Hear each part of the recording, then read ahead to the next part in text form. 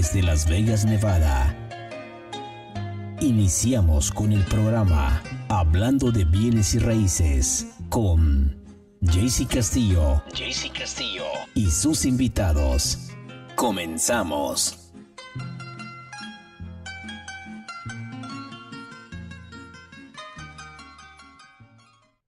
Good morning, Las Vegas. My name is JC Castillo. We're starting here our podcast. We're live from the Lawyer's Title Studio. We're here today, January the 22nd. It's unbelievable how quickly the year is going by already. And today in the studio, we have two of our top escrow officers here for Lawyer's Title. So I'm going to go ahead and do the introductions. I'm going to go ahead and introduce. First of all, we're going to go with Khara. Khara, good morning. How are you? Good morning. I'm fabulous. Did you say we're live? We are live. We're good. We're live in YouTube. No, nobody's watching. We're good. You're okay. Nobody's watching. And we also have Jen. Jen, good morning. How are Good you? morning. I'm good. How are you? I'm doing great. So, Cara, could you please give me your name, last name, how long you've been in the industry, and how long you've been here at Lawyer's Title, please? Khara Redburn. I have been in the industry for 132 years. Okay. I I have been partnered with Lawyers Title for this will be my 14th year. Wow. Yeah, 14 years. Very cool. And Jen, I know you have also been here at Lawyers for a while. How long you been here at Lawyers? Yes, I have been at Lawyers. This is actually my 10th year here. So October will be my 10th year. I've been in the industry since 2001, so Yeah, long time. very cool. So, one of the things that I keep on looking with all the escrow officers that work here locally at Lawyers Title is that they all have been here for a very, very long time. Mm-hmm. Can you guys give me the reason why you guys decide not to hop around like everybody else does out there, please, if you don't mind? Do you Sure. want me to take Go that? ahead. Yep. That's a loaded question. I know that's a loaded It question. is a loaded question, but I mean, I think that a lot of the escrow officers, and I'm not saying that those who jump around from company to company don't have the same, I guess, level of loyalty or integrity. I'm not saying that No, at no, no, all. of I'm course not. just saying that there is a common theme with the professionals that partner Hmm. at Lawyers Title. It is a Fortune 500 company. Hmm. There is a certain level of stability with that. Hmm. But there's also really, really, really good professionals who treat this as their career. Correct. They make their decisions business decisions. Okay. Okay, so every decision that you make about your career, who you're partnering with, who offers the tools and the resources that you need to do your job effectively, Hmm. those are a huge component of why we choose to partner with who we choose to partner with. Right. It's not about money. It's not about The fluff. the fluff and the shiny objects. It's more about who is going to give us the autonomy Hmm. to run our businesses Hmm. and the tools to increase our professionalism so that we can add value to the customers. Jen, would you agree with that? I agree 100%. It definitely matters who has your back, basically, in the Okay, business. Who that has makes your sense. back? If you are with a Fortune 500 company, Hmm. when needed, your company is going to defend you. They are going to defend the work you did on that file. Right. So, knowing that you have that backing from a Fortune 500 company Hmm. rests a lot easier with us and helps us to go about our day knowing that they will always have our back no matter what the So circumstance. the information you guys are providing me is nothing new, right? I mean, lawyer's title is, lawyer's title. It's been in the industry for a very long time. I remember I started my career in lawyer's title back in 2001. They've been around forever. Should that make a big difference for the real estate agents when they're making that decision, when they're writing in their offer and saying, am I going to go ahead and give it to, XYZ title company, or am I going to go to a nice built, big title company that has that backing from a, And the Fortune stability. 500 and Stability. stability, right? It's a really good question, and we get that asked. We get asked Hmm. that a lot because a lot of boutique companies they offer amazing tools and services, Yes. and they have amazing professionals. But I know personally, in the last 2 weeks, I've had to go hunting, I Hmm. guess, for who has taken ownership of title policies issued from a company that's no longer in business, Mm-hmm. and when you take what you do so seriously, we understand what title insurance is and the Yes. protection that it offers. And we've seen claims come through. We've seen sellers being in a position where they can't necessarily sell right away because of a prior transaction. And if you don't have a company to go to who's going to let you put a claim in on that policy or even pay that policy, Correct. then these people are without that protection that they purchased. So I think it is very valuable when you are purchasing an insurance type situation, Right. that you're going through a company that you know is tried and true and going to be there if a claim situation should arise. Correct. Jen, I know just recently you actually discussed about that Yes. in your social media, and it brought up a lot of, good conversation, right? Yep. And I tell everybody, bad conversation, bad comments and everything, still good conversation because that means that you poke something in that person.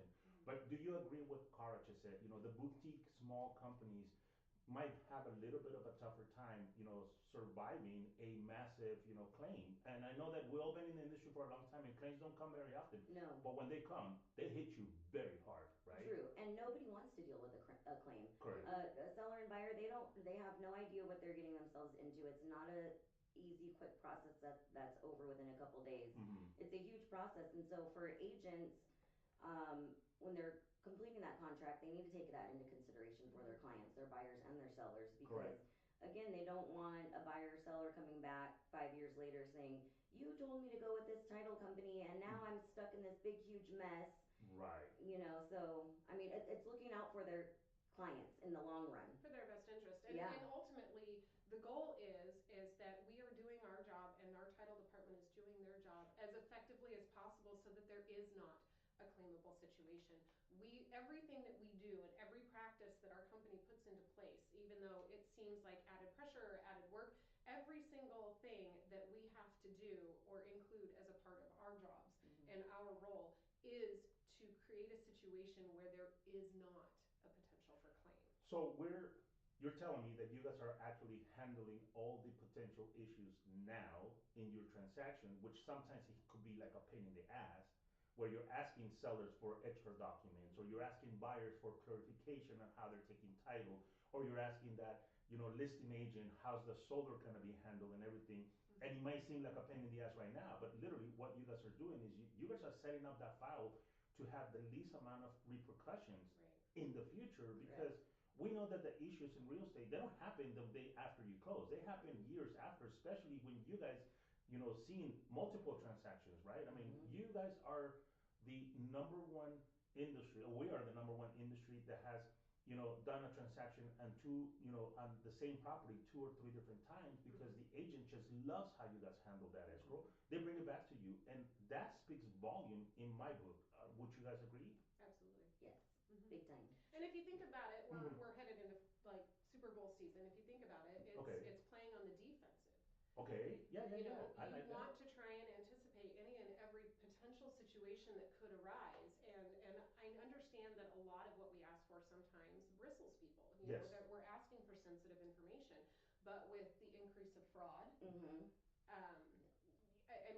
really, every time we make a change to our processes, fraudsters are out there making a change to theirs. Right. If you don't keep up and keep current, you become obsolete. Oh. And the fraudsters operate that exact same concept. Agreed. If everything that we did, they didn't pivot for, then we'd never get ahead of it. You're right.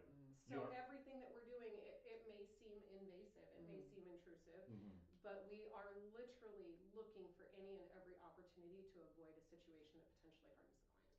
Another thing that comes up a lot Please. is sometimes we may seem like a stricter title company than what's out there, and we are doing that to protect our customers. Some situations that will arise, the real estate agent will say, "Okay, well, lawyers can't do it. Let's get this escrow moved as fast as we can over to another title company." And Sure, I've heard that. that's Yes. perfectly fine that they do that, but they don't know the situation they're putting themselves in as a buyer or seller, why we are not able to close on it, and another title company is so easily to take it and close on it. You know what? Let me expand on that. Do you feel that the real estate agent is not aware of the potential liability that they're also assuming for saying, you know what, hey, let's just go somewhere else that are kind of squeeze this through and close it because we need to close the deal, without the, really understanding the repercussions that could come from, a lawsuit later down in the years, right? I mean. Yeah, and I think a lot of it is misinformation, Okay. a lack of education. an do. What we escrow do. We officer do, does. yeah. And I am called a vendor quite frequently. I hear myself called a vendor, and I'm Oh, not. I you're am not. a licensed professional, and this is my career. And if people truly understand, what it is that we do and what title insurance is for, then they would understand a little bit better. Okay. But I don't think that it's agents pushing, oh, let's rush to get it closed for whatever reason. I think it's just that they don't understand the why. And maybe that falls back on us a little bit. It's our responsibility to help educate people as to why we are asking for what we are asking for. So we often get that, well, I've been doing this 20 years and I've never been asked for this. Okay, well, things change. We are Yes. constantly pivoting Yeah, and and they're changing. changing a lot right now. Everything is changing a lot. And it's our responsibility to have that communication. Jen and I actually were just talking about that this morning. Okay. Just powwow in the office. It is our responsibility to have that communication with people. And if we do that and we're open with them about why we ask for things, they're more receptive, and then they in turn can educate their clients. Okay, so can we assume, and I know that is not correct to assume. Terrible word. But in the East Coast, your job is done by attorneys. You guys are not attorneys, but you guys do the same amount of work as an attorney does in the East Coast to make sure the transaction gets handled correctly. So, do you think that somewhere along the real estate path, they stopped looking at you guys, like you said, as a licensed professional, and they just said, "Oh, they're just another vendor," but they really don't understand the depth of what you guys do to protect everybody in the party. I mean, in the transaction, because you guys are not working for the buyer, No. you guys are not working for the seller, you guys are working for the transaction, right? Yes. We're a neutral third party. Okay. We are a neutral third party, and we have two departments. We are not title officers. Okay. We partner with our title department, who does their role in the transaction, their searches, and Perfect. their preliminary title work. We are strictly a neutral third party. But Cara and Jen, you guys are the bearers of bad news all the time. Unfortunately, I mean, All the time. I'm sorry to Cara say that, Beeper. right? But aren't you guys aren't you guys the party in the transaction that have to come in and wait, time out? We gotta hold this, and everybody like, well, escrow did this, and they're like, no, we didn't do anything. We're just following instructions, and we're covering everybody's behind. If Yep. you want to talk about that, right? We get that a lot. Yeah. If we're asking for a clarification addendum or if we need something in writing, I've literally had people, why are you making this so difficult? Exactly. And we cannot assume that we do not Right. like Right. that word. Really, And we don't want it cannot. to be difficult either. No. We We definitely don't. don't want to be the scapegoat for everybody saying that we're the reason that it didn't close, which we are often. It's always our fault. Yeah, and Yeah. addendums are a lot of times written where it can go two different That's ways. up for interpretation. Oh, Yes, that's and so that is when we ask for clarification addendums because one person may read it a completely different and take it one way, and somebody else can read it and take it a different way. So Yes. that is when we ask for clarification because we've seen it happen before. I actually had I was part of a transaction, and one of my agents was dealing with this, and we requested him to write a new addendum. And when he wrote the addendum, he put close of escrow to be on X date, and Not or before. and exactly, and when my escrow officer grabbed it, she's like, wait a minute, no, this is too very specific to the date, because we know in escrow it doesn't happen in the date that we plan, because things happen over time. So she requested it to change it to and or before, and he couldn't comprehend the difference between one and the other. Can you guys give us the explanation on why that makes a big difference for you guys, for the escrow side? Why that on or before makes a totally different scenario in that piece of paper that was written on? Can one of you guys answer that, please? Well, I mean, in reality, if you have on or before, that gives you leeway to close the transaction early if both Okay. parties agree. Yep. If you put that it is to close on January 3rd, It is to close on that day. on that date, and if it does not close on that date, you get an You addendum. get an addendum. We've actually had people push back when we're like, we will not release to record without a close of escrow extension addendum. Right. Why not? Well, Right. because you're out of contract. You're out of contract. And Yeah. somebody could cancel this, and I released to record on a pending agreement. And Yep. so it does seem very particular, but we've seen so many situations where you don't think it's a problem until it's a problem. Right. And unfortunately, having our fearless leader, Steve Dover, Mhm. he has talked to me, and I'm actually planning to bring him here and talk about all the, Oh, you good. know, fraud that he has Yeah. to deal with in a Whew. daily Yep. basis, right? Yep. Uh-huh. And all the stuff that he needs to get involved, because as a county manager, president of the company, you don't get involved to the day-to-day scenarios. You get involved in the major issues, Mm-hmm. and he has a lot of stories about that. Mhm. But you guys have seen your fair share of that, agent that just doesn't understand, just wants to be very pushy. Like you said, oh, I've been in the industry for 30 plus years, and this is how we used to do. Well, you know what? Back in the day, we used to use faxes. We don't use faxes anymore. Time Yeah. has changed, and the procedures also keep on changing all the time. And one of the things that I know that you guys are very good at is understanding the prelim, right? The title Mm-hmm. report. What's on it, what's not on it, and uh, the liens that are attached to that. Some of the people don't even know those liens exist. How do you guys How do you guys convey that? Information and educate that agent so that he might not even look. I mean, let's be honest. 90% of the agents don't look at the prelims. I mean, They don't. They don't read them. they No. don't. So how do you convey that information that is very important for them to understand that you guys are, if the transaction doesn't close, you guys don't get paid. First of all, they need to understand that you guys are a party of the transaction that wants to get this deal done. But sometimes you guys have to be the bearer of bad news and saying, hey, this lien is exist out there. We got to go back years maybe and find the person that filed it to try to get it cleared. And the agents don't understand it. How do you guys educate that agent about the importance of getting that lien cleared before we move on? I know Kara works a lot like I do in the Mm-hmm. fact that we will, when we're clearing our prelims, Mm-hmm. we will summarize the prelim and send an email to our listing agent and our buyer's agent, Okay. letting them know, okay, this is a quick summary of what is on your prelim. I've reviewed it for you.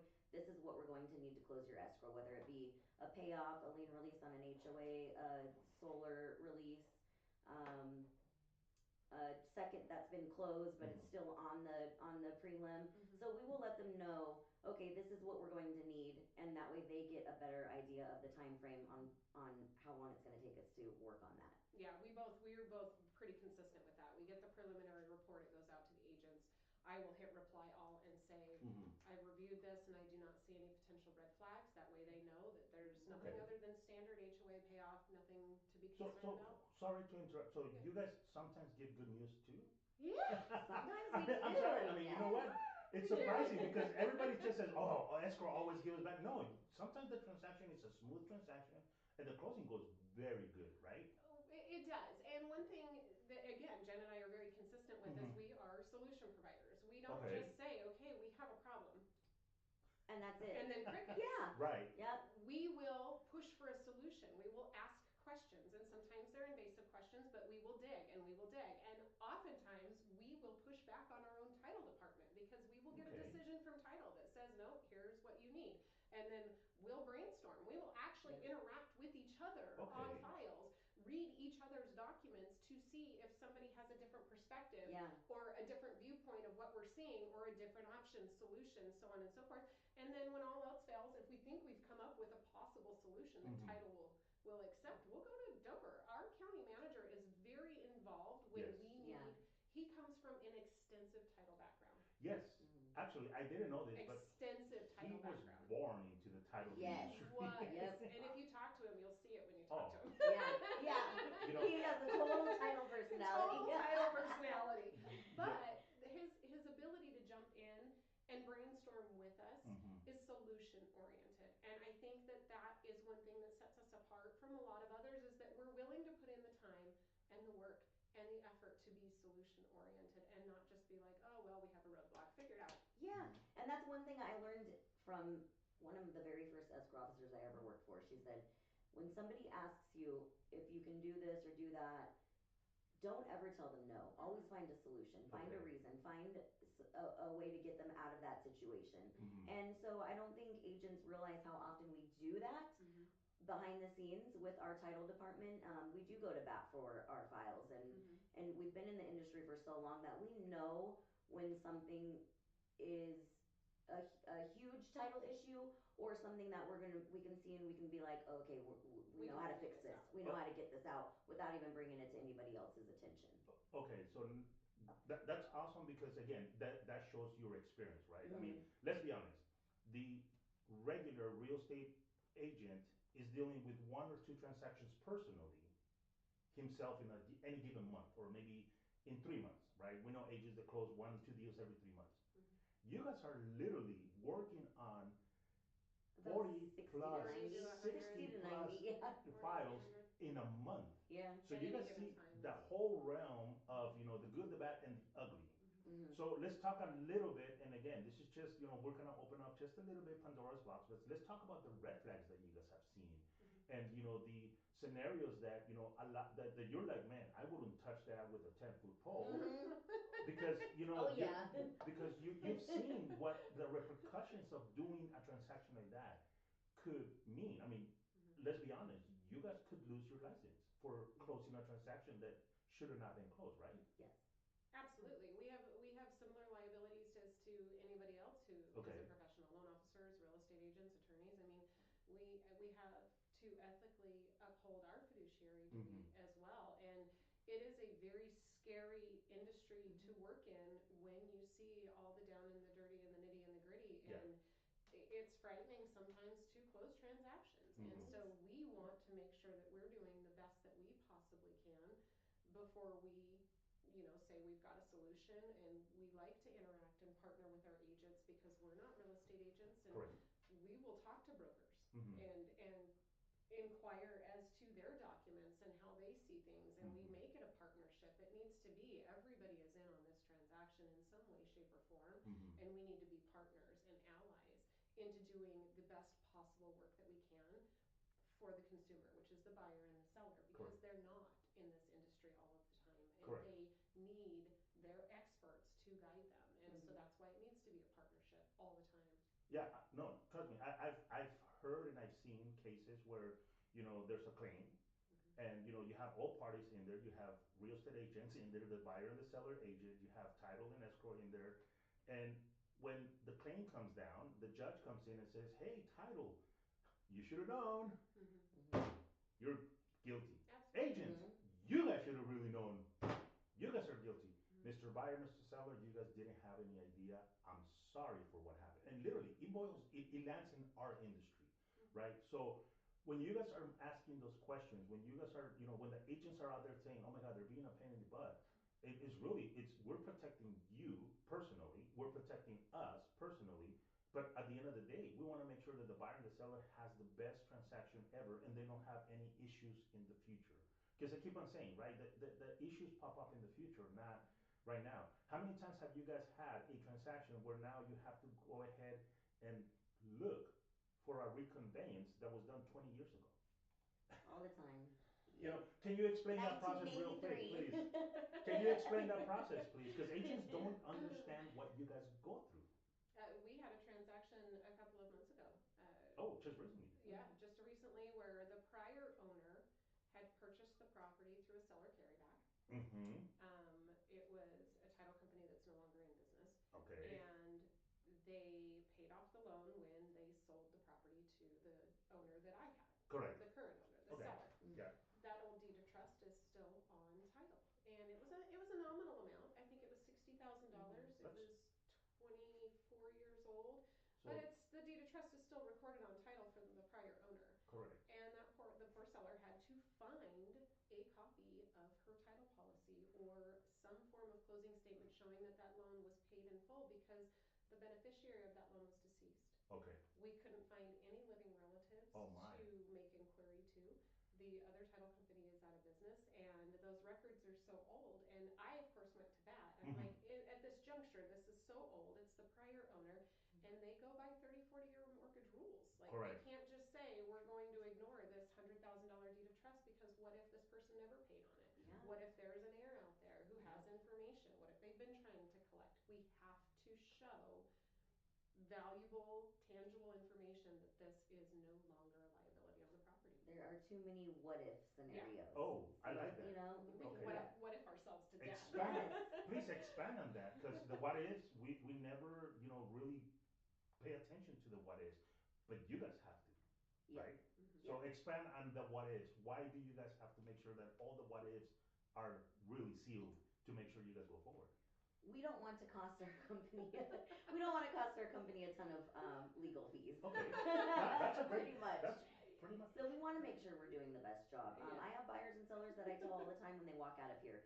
If you have questions about title and escrow 2 years from now, 5 years to now, 5 years from now, give me a call. I will help you in any way that I can. Right. And a lot of the times it's just general questions about something they got in the mail. Correct. And so it's nice when they walk out of here feeling like, oh, I have somebody I can call if I ever need anything regarding my title or escrow questions. It makes them feel a little more secure in in their Right. purchase. It's a big scenario. Whether Yeah. you're an investor that flips 50 deals a month, it's still important to you. It's still Of your course. livelihood. You still have a lot riding on these investments. Or whether you're a first-time home buyer who's scared to death Yeah. that you're signing all of these legal documents, and we have to let everybody know we are not attorneys and we are No. not accountants, and I cannot give any tax or legal advice. Correct. But what we can do is give you information Yep. that we have available that is factual information to help people better make decisions. Perfect. You know what, ladies? I love this because I am going to say it out in the open here in YouTube Live that we're probably the very first title company that's really putting a personality and a pace and a persona to what you guys really do. Because a lot of the people don't know what title and escrow really are. Yeah. Everybody's like, oh, I'm just going to go to the title company. But no, I mean, it's like we're so behind the scenes. And by having you guys sitting here in this studio today, talking about what you guys do. I think we're the very first title company really putting that personality out there in the front and telling people, telling agents, hey, don't just pick any title company. Make sure you guys are picking the right title company. And having escrow officers like yourself with your experience and all your knowledge, it's phenomenal. So I really appreciate you guys taking the time because I know when you guys go back to your desk, you're going to have like 75 different emails and, We like, hope. and like 14 different phone calls to make, right? But, it's just amazing that this has never happened. So I love the fact that you guys are sitting here. And I mean, the half an hour is gone. Yeah, I know, Well, right? That's sad.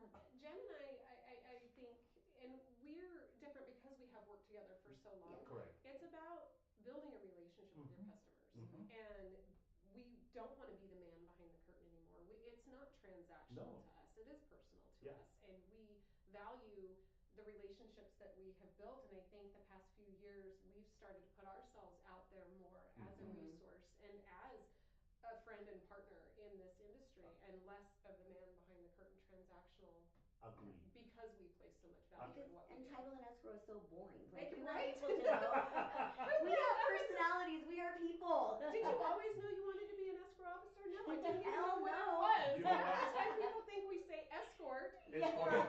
Yes, all or- the time. I work in escort. I'm a tile. Oh, you're in tile? Yeah. Yes, yep. Flooring? You know Flooring. what? You know what, ladies? I really love this. I would love to offer this, and I think that we could make this a weekly segment where you guys come in and just tell us about really what's happening in title and escrow. I'm down. Yeah.